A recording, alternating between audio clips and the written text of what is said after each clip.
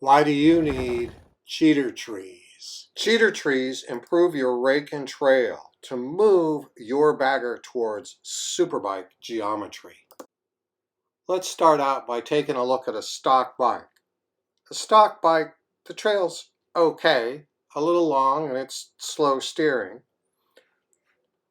Now let's look at what happens when you raise the bike up 2 inches. You get more ground clearance, you shorten trail, but the wheelbase becomes 1.1 inches longer.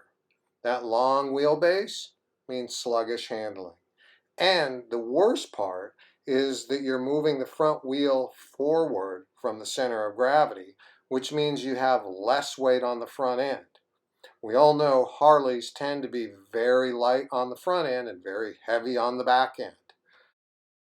Now add cheater trees to the same bike. You shorten the wheelbase over 1 inch and you reduce your trail. This puts traction on the front tire. It plants your front tire, giving you increased corner entry and exit speed. And you get an improved fork angle. The cheater trees are adjustable.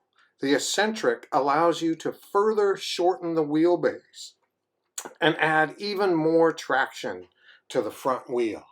Another advantage to the revolutionary cheater trees is the improved fork angle.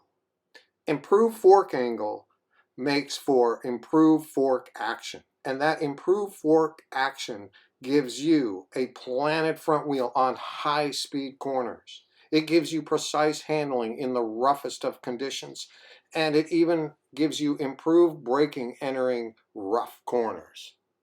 Drag racers love the cheater trees too.